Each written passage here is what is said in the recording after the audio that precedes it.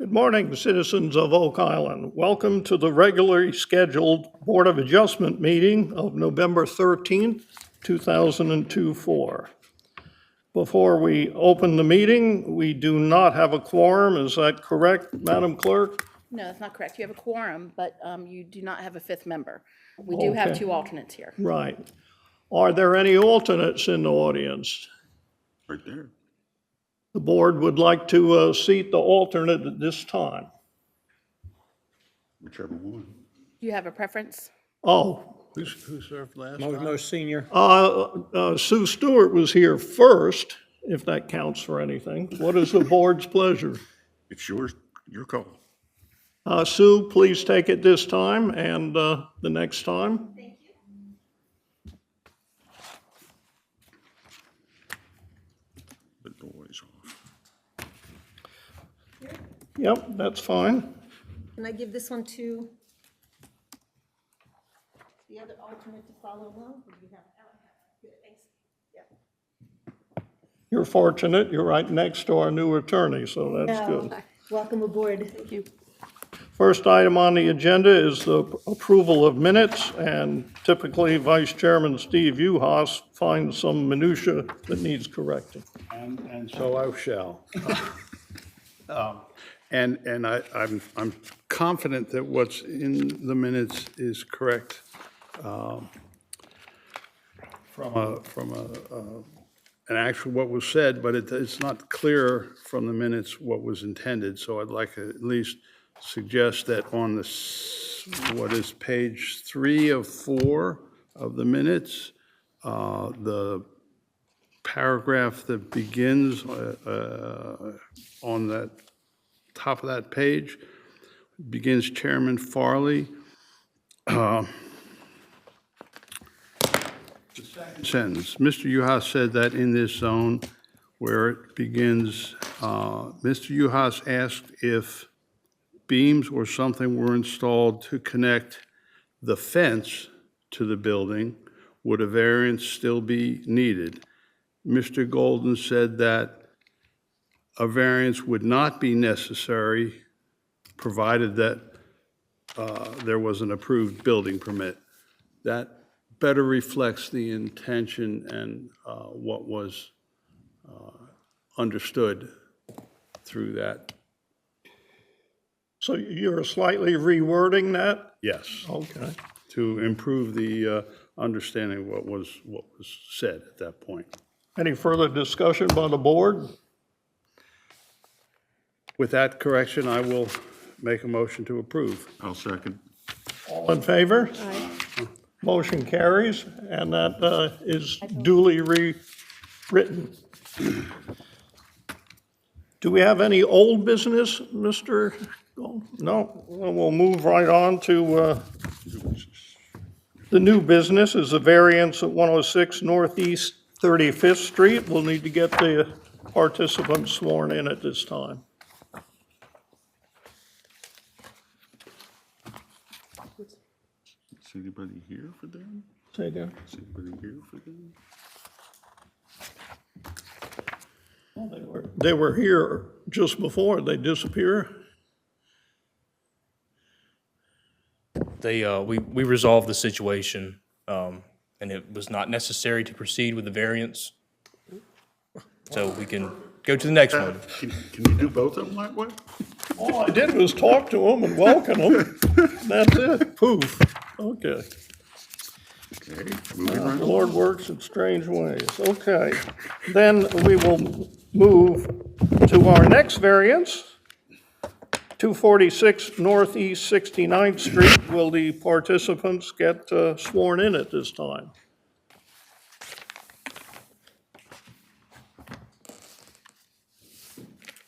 I'm pleased to know they have legal representation.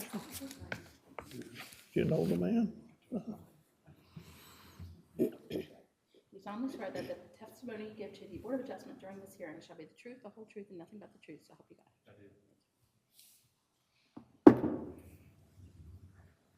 Mr. Edwards, you won't be participating? Just an observer, okay. Okay, Mr. Golden? Mr. Chair, should I first go through the board conflicts? Say again? I should first go through the board conflicts? Yes. Okay, all right. So before opening this hearing and moving forward, I'd like to give board members a chance to reveal any possible conflicts and withdraw from these proceedings if necessary. Conflicts include, but are not limited to, a member having a fixed prior opinion prior to hearing this matter that is not susceptible to change, undisclosed ex parte communications, a close familial, business, or other associational relationship with an affected person, or a financial interest in the outcome of the matter.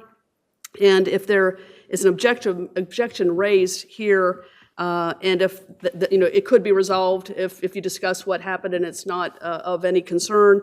If not, you could take a vote to recuse one of the members if you wanted to. So board members, in any event, should disclose at this time any information or special knowledge that they have about this case. Thank you for getting that all out in one blurb. Any of the board members? No. Nothing. No? All right, thank you. Thank you. That's an improvement. Mr. Golden, you may proceed. Thank you.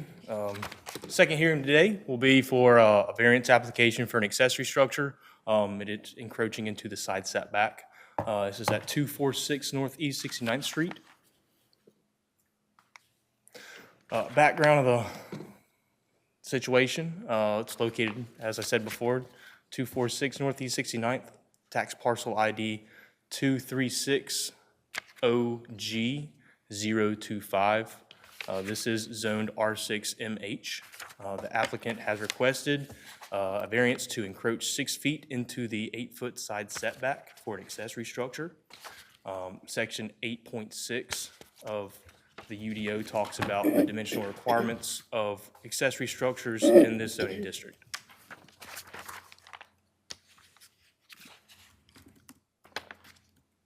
Here's an area map of the subject parcel identified with a yellow arrow.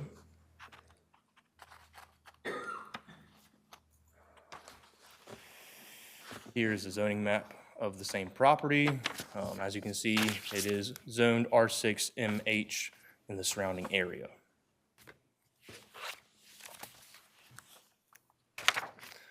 Here's a site plan submitted in the application for the variance. Shows the approximate placement of the 12 by 16 shed.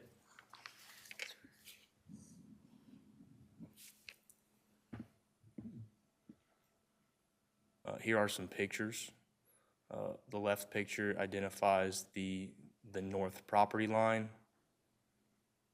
The right picture is showing the side of the accessory structure.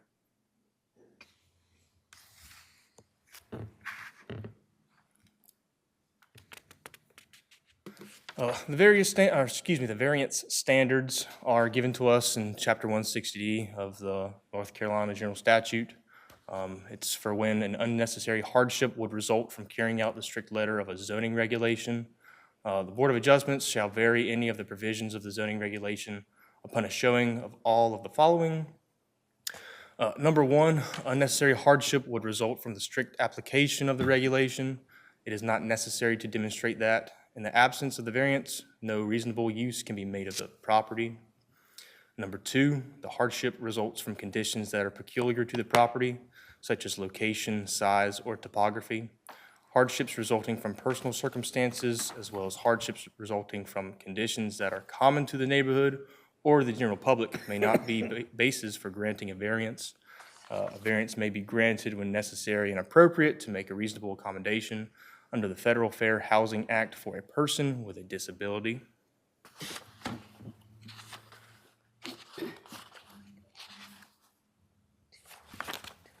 Number three, the hardship did not result from actions taken by the applicant or the property owner. The act of purchasing property with knowledge that circumstances exist that may justify the granting of a variance is not a self-created hardship.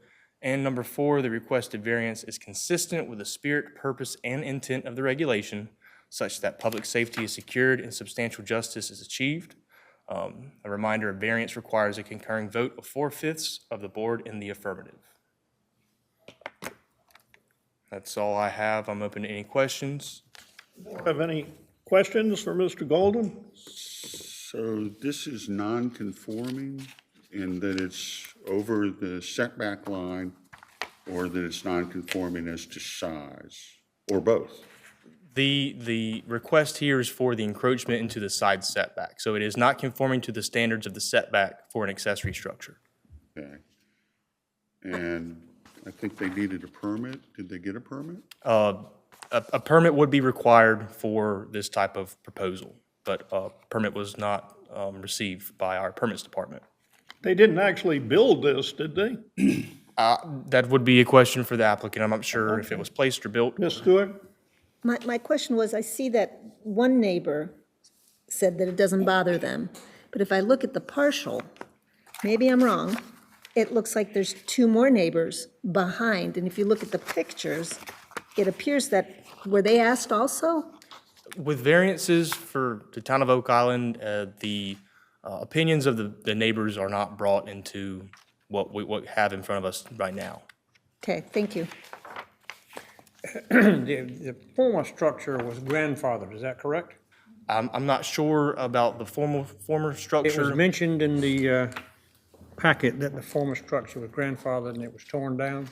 And I don't think grandfathers is a legal North Carolina term. That's what I wanted to ask. But it was a non-conforming use, right? I mean, I think that would be the legal term. Yeah, I'm thank- sorry, I didn't understand It you. was non-conforming, but it was allowed at the time. Okay.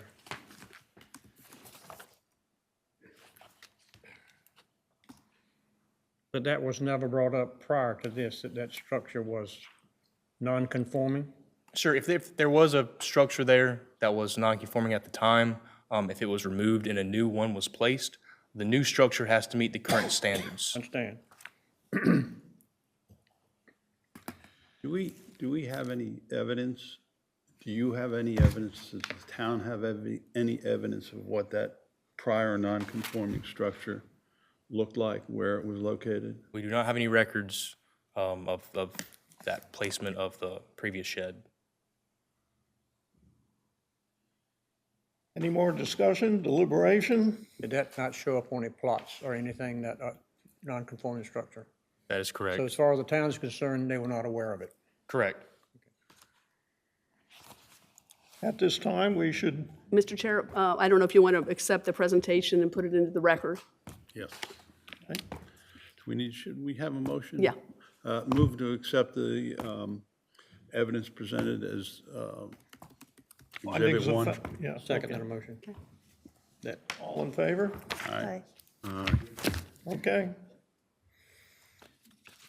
Now we should hear from the applicant's attorney.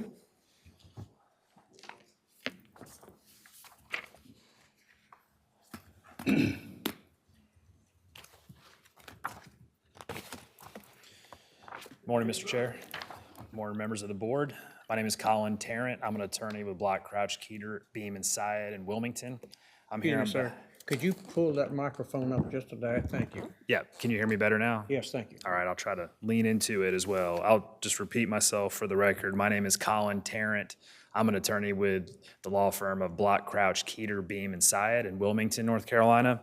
I'm here on behalf of the applicants, Mr. Joseph Ogburn and his wife, Nicole Ogburn. I don't want to repeat a lot of what staff and Mr.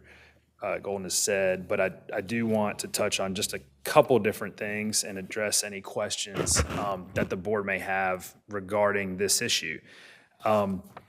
As stated, the property location is 246 Northeast 69th Street in Oak Island, and the current zoning for this property is R6MH.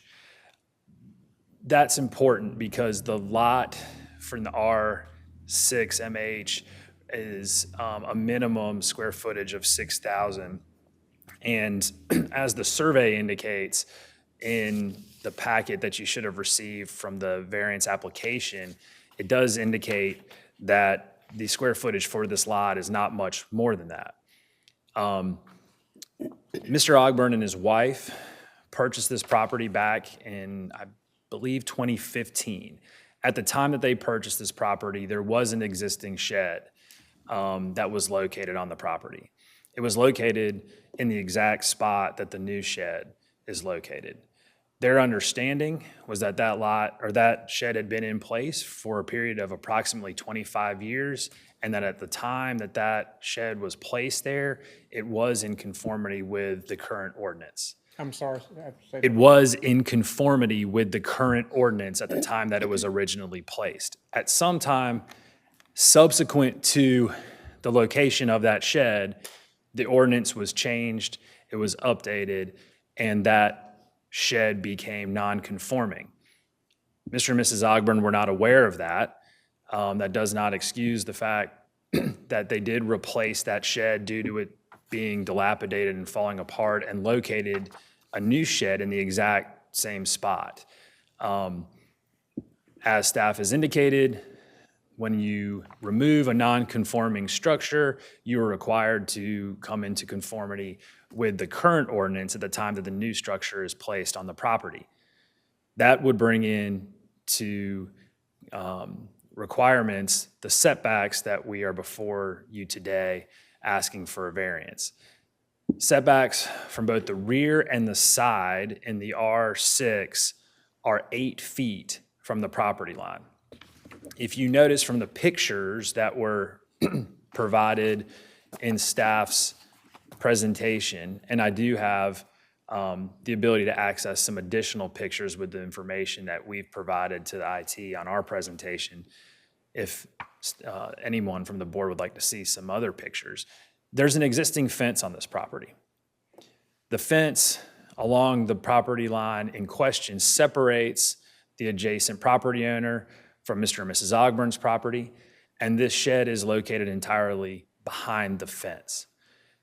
Again, there's always been a shed there.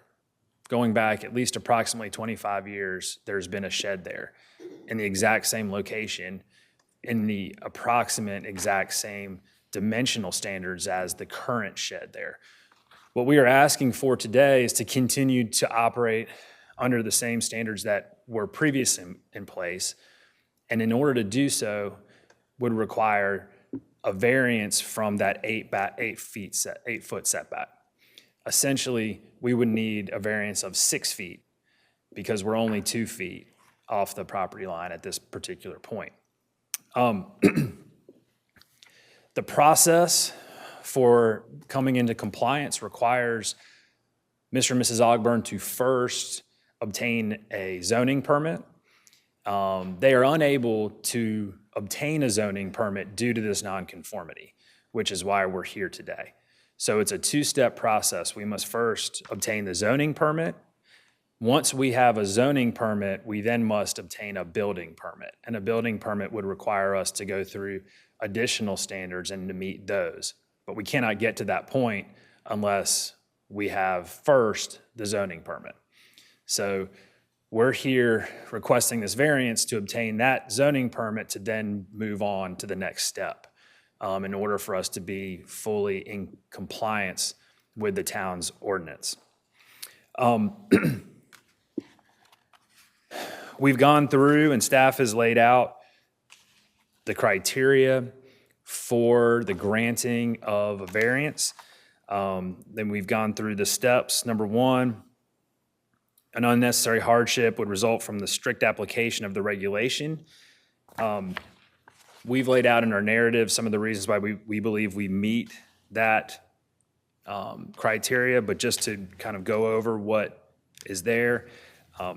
Obviously, what we're asking for is to keep the same thing that's already been there. If we need to move this shed, if we were going to need to take it down, obviously that would result in some substantial costs, some unnecessary work, things that we believe would have a serious hardship on our clients. The owners replaced what we believed was a deteriorating, non-conforming hazard of a shed in order to put a newer version that's safer, that obviously provides some more stability And the shed is similarly sized, and it's in the exact same location as the previous one. And next, if we move through the steps, that the hardship results from conditions peculiar to the property, such as its location, size, and topography, one needs to just look at the survey to indicate the difficulties that my clients face with trying to comply with the setbacks to put anything on the property. If you look at the adjacent property next to where the shed is located, you will see an indication on the survey where the HVAC system is located. You will see an indication as to where the deck is located on this property. From property line to the deck, from property line to the HVAC, it's approximately 11 feet total. So trying to locate anything in that area gets extremely tight. And you're gonna run into setback issues if you try to put anything over there. Now that's very specific to the actual lot configuration and the lot size. So we believe that those conditions result in a hardship to our clients and would make it extremely difficult for us to comply with the setback requirements of the ordinance. The hardships did not result from actions taken by the applicant or the property owner. Again, the unique characteristics of the lot and the lot size and the dimensional restrictions are ultimately what result in the difficulties in meeting these setbacks. The clients were not attempting to add anything to this property. They were essentially just trying to replace what they had when they bought it. And we're not trying to exacerbate or enlarge an existing nonconformity in any way. Number 4, that the requested variance is consistent with the spirit, purpose, and intent of the regulation such that public safety is secured, substantial justice is achieved.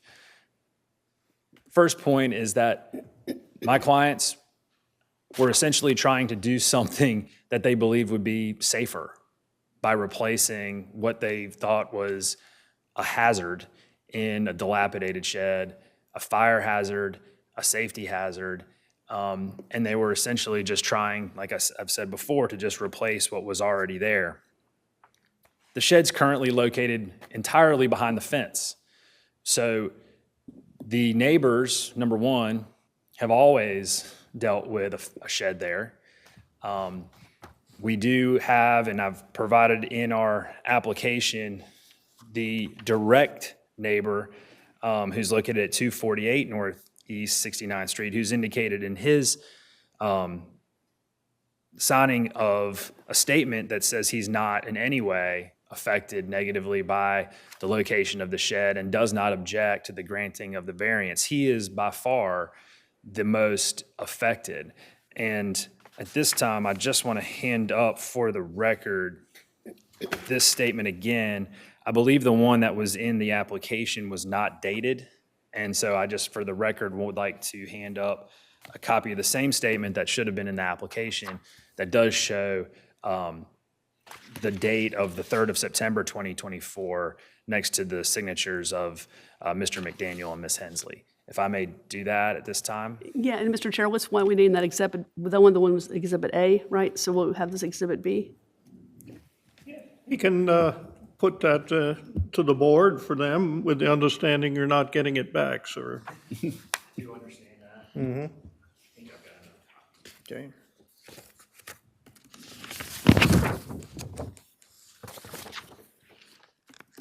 Need a motion to accept it into evidence? Do we need a motion that this should be put into evidence? Why don't we do that? And let's go ahead and have a motion for that. And then I want to clarify whether the first motion included not just the presentation, but the packet we all had for tonight. So we should clarify that as well, I think. I so move. Second. All in favor? Aye. Thank you, Including the clarification. including the clarification. Yes, thank you. Okay, that's fine. Take a moment and review this.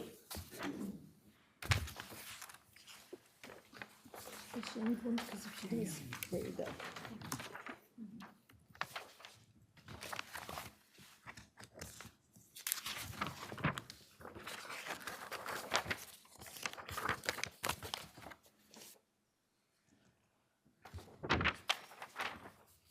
If I may make a comment, You may. I do believe Mr. Golden said this is irrelevant to the variance.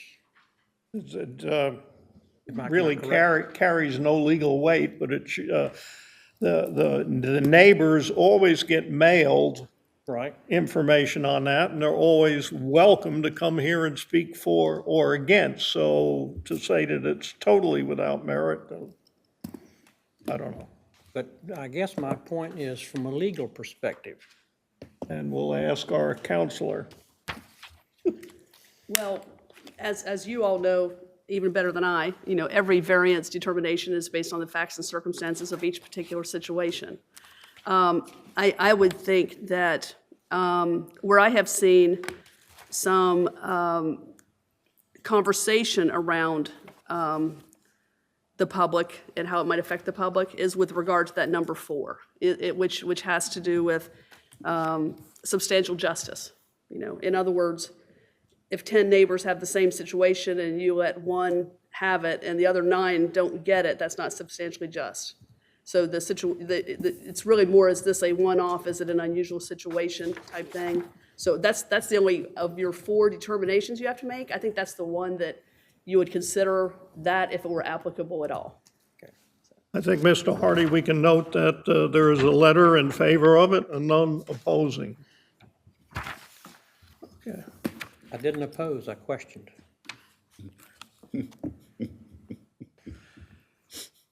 Any questions for the attorney, the board? And if I could, just to restate again, that the same letter that was in the application package is just the dated version of that. There's nothing changed from what you should have already received and what staff has already reviewed.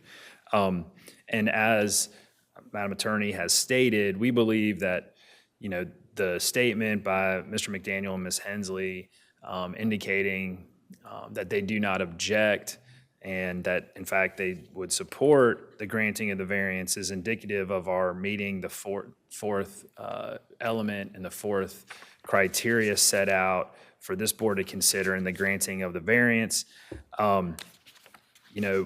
I think it's important, again, to point out that the fact that there is a fence around the property, it's been there, the shed has been there. We're not impacting or threatening any of the public safety. In fact, we believe we've improved the safety for this property by replacing the shed. If there was a substantial negative impact to the neighbors as such, as indicated by the chairman, they would have received notice to be here today. They are not here to indicate any type of objection or any type of issue with the existence of the shed, and we would say that's because they've always known that a shed was there, and many of those property owners bought subject to knowing that the shed would be there. Our belief, again, is that, quite simply, we're just looking to keep what they've had there for decades, and at least since my clients have purchased the property back in 2015, we believe the negative impact is minimal to any of the surrounding property owners and really doesn't impact anyone other than my clients themselves. Ultimately, there is another step in the process that they would have to go through in order to be fully approved. But there's nothing in the R6 that says that my clients can't have a shed. They can have the shed. The problem lies with the way in which the dimensional standards and the way in which the lot is configured, which makes it difficult or near impossible for our clients to comply with the setbacks. So what we're asking for is not some sort of variance from what is allowed. It's a variance from where it would be located more than anything else. For those reasons, we believe that we've satisfied the criteria, and we would respectfully request that this board consider approval of our application. At this time, I'm more than happy to answer any questions that you may have. Yes, let me lead off with just looking at this at a glance. Number 3, is the one you should be most concerned with. The hardship did not result from actions taken by the applicant. Does any other board members have a question for their attorney? I have a question. You've included a portion of a survey in this packet, and I don't see a date when that survey was performed. Do we have an idea when that survey was done? So my understanding is that survey was obtained by my clients at the time of purchase, which would have been 2015. Okay, And because that's my best understanding. the reason I'm asking that is that this survey, if I'm looking at this correctly, does not seem to show a shed in that location. Yeah, and that is a good question. I don't have a solid answer for you as far as the actual date, but that's my best guess as to when it was obtained. I do know that there is a requirement that the property owners provide an up-to-date survey indicating the location of the shed, the dimensional requirements of the shed, and showing all the setbacks and in much more detail than what we're required to provide at this point in the process. So they would be required to do that, but that's not what we But have at I'm this point. fairly confident that had there been a shed on the property at the time that this survey was performed, that shed would have been shown on this survey. I think that's a fair assumption. I don't have the answer for you exact. The only thing that I can tell you is that it's quite possible that the survey was obtained after the shed was taken down, but I don't know that. I can only provide you with the information that I have available to me. Was there a dimension ever noted on the original shed? My understanding was it was the exact same footprint? size. I think it might have been just a slightly bigger. So the one that we have now is slightly bigger. I think it's 12 by 14 is what we have, or 12 by 16. 12 by 16. So I believe it was either 12 by 14 or something close to that. But I believe it's approximately the same size is what I've been told.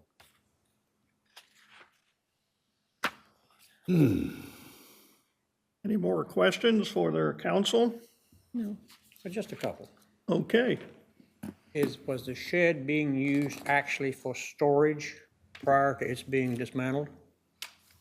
So that is my understanding. That's what the storage is, what the shed is used for. I think you can tell from the pictures that this is not the type of shed that was used for like entertainment purposes, or, it's not, it's more for additional storage for the structure, for the residents, is my understanding as to what it was used for before, and then also what it is used for at this time.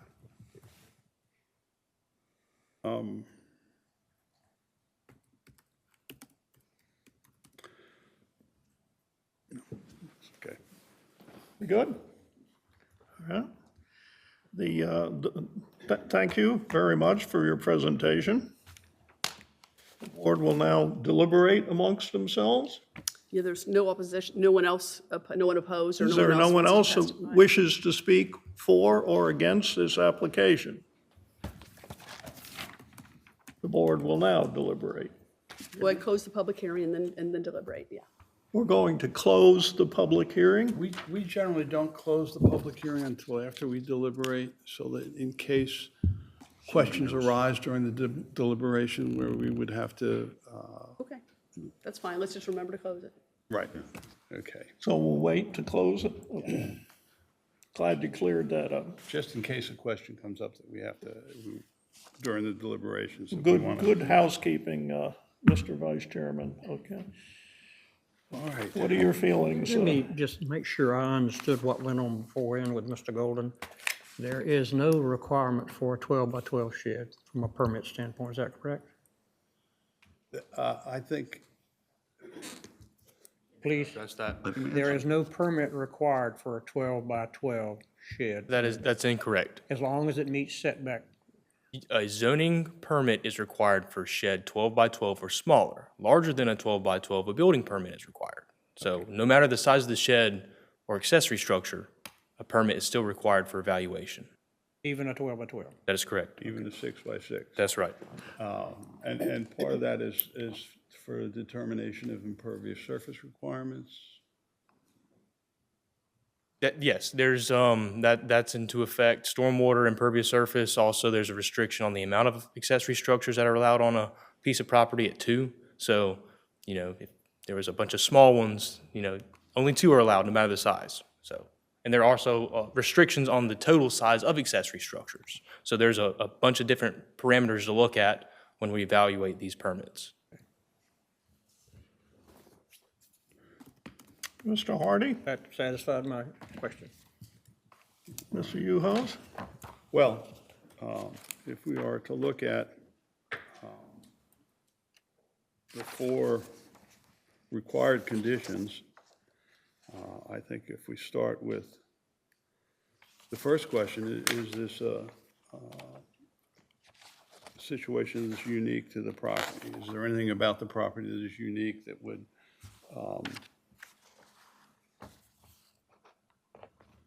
make this more reasonable to have a setback here than in any other, a setback difference or variance here than any other lot similarly situated? All the R6 MHs are the same. They're little tiny things. Right. And I mean, I don't see that there's nothing from a topography standpoint or any other kind of locational standpoint that makes this any different than any other lot there. So I just don't see that it meets that particular requirement. And I will also point out that I think that if we look at what are the requirements for setbacks in the first place, I think we look at, from a safety standpoint, from a light and air standpoint, from a access to the property, possibly some distance between structures for fire safety and so forth. This would not meet the general standard of meeting the whatever that 4th one is. I don't remember the exact language. But, Setback requirement.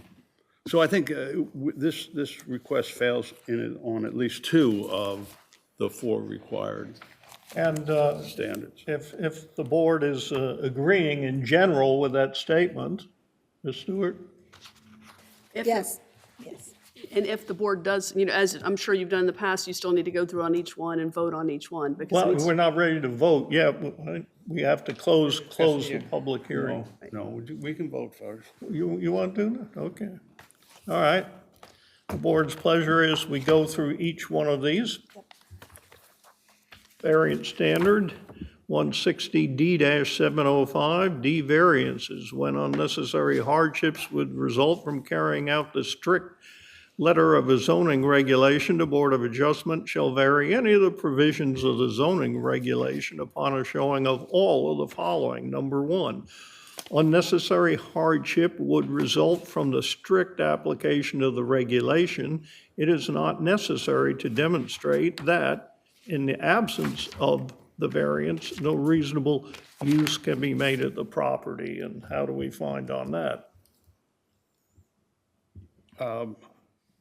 I would say that there is no unnecessary hardship. I think it's, I agree. I agree. Agree. We seem to be unanimous on that. Do we need to take a vote on the take a vote, just take a Take a- formal vote. Take a vote on number 1? As opposed? Let's does state it not if you don't meet mind. or My meets. hearing's not Does that not good. meet. let me make a motion that the board finds that the variance request does not meet standard number 1. I'll second that.